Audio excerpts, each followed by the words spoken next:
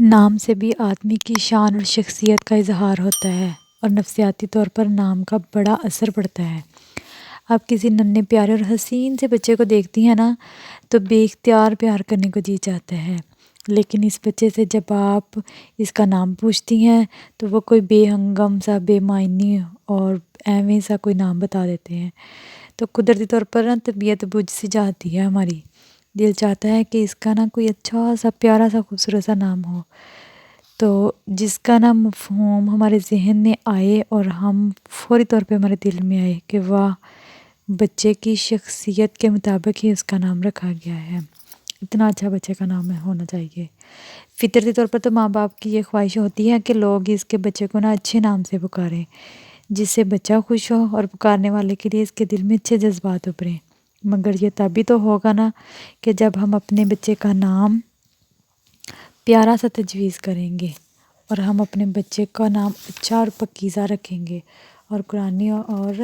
حدیث کی روح سے رکھیں گے۔ ہمارے پیارے نبی حضرت محمد صلی اللہ علیہ وآلہ وسلم نے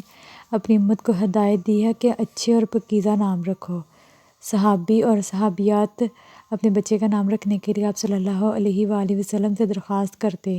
تو آپ نہایت پاکیزہ اور با مقصد، با معنی نام تجویز فرماتے۔ آپ کسی سے نام پوچھتے، اگر وہ اپنا کوئی اچھا نام بتاتا جو آپ کو پسند ہوتا، جس کا معنی اچھا ہوتا، تو آپ اس کو اپنا کام جو ہے وہ اس کے حوالے کرتے، اور جب کوئی اپنا نام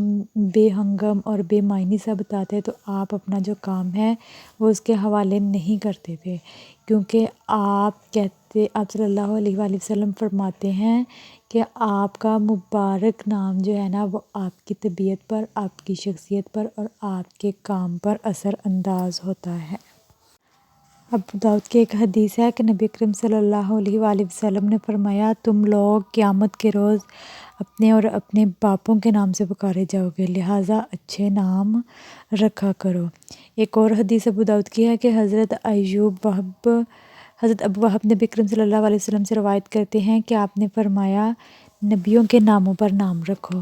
اور اللہ کے نزدیک سب سے پسندیدہ نام جو ہے وہ عبداللہ اور عبد الرحمن ہے، اور سب سے پیارے نام جو ہیں وہ حارث اور حمام ہیں، اور نہایت ناپسندیدہ جو نام ہے اللہ کے نزدیک وہ کون سے ہیں؟ حرب اور مرہ ہیں۔ ہمارے نبی جو ہیں حضرت محمد صلی اللہ علیہ وآلہ وسلم وہ ناموں کا بڑا خیال رکھتے ہوتے تھے۔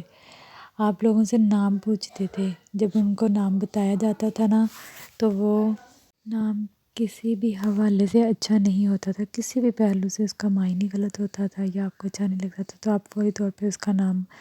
بدل دیتے تھے۔ اس طرح آپ نے بہت سے مرد اور عورتوں یعنی کہ صحابہ اور صحابیات کے نام تبدیل کیے تھے۔ اگر ہمارے نام غلط ہوں اور برے نام رکھے جائیں تو وہ ہماری شخصیت پر بہت اثر ڈالتے ہیں۔ ہمارے بچہ جو ہے وہ ناموں کی وجہ سے ہی اس کی شخصیت جو ہے وہ پروان چڑھتی ہے۔ اگر اچھا نام رکھیں گے تو ہم اس کو بار بار اسی نام سے پکاریں گے، تو ہو سکتا ہے کوئی قبولیت کا ایسا ٹائم ہو اور ہمارے بچے کے حوالے سے وہ نام کی جو دعا ہے وہ قبول ہو جائے، یعنی کہ نام کا جو معنی ہے وہ دعا کی صورت میں ہو تو وہ قبول ہو جائے۔ اور بچے کی پرسنالٹی نام کی وجہ سے بھی بنتی ہے، اس لیے نام سوچ سمجھ کر رکھنا چاہیے۔ اور دوسری بات، سب سے بڑی بات ہے، قیامت کے دن ہم نے بھی تو اپنے ناموں کی وجہ سے پکاریں گے نا اللہ میں، کہ جو ہمارا نام ہوگا پکارا جائے گا تو ہم فوری طور پر اٹھ کھڑے ہوں گے۔ قیامت کے دن قبر میں جب ہمارا نام بلایا جائے گا تو جہاں جہاں بھی ہماری ہڈیاں، ہمارا گوشت کچھ بھی ذرا ذرا ہو کر بھی پڑا ہوگا، جیسے ہی اللہ تعالیٰ ہمیں پکاریں گے تو ہم فوری طور پر اٹھ کھڑے ہوں گے۔ دوسروں کا نام بگاڑنا بھی بہت بڑا گناہ ہے۔ فار ایگزامپل جیسے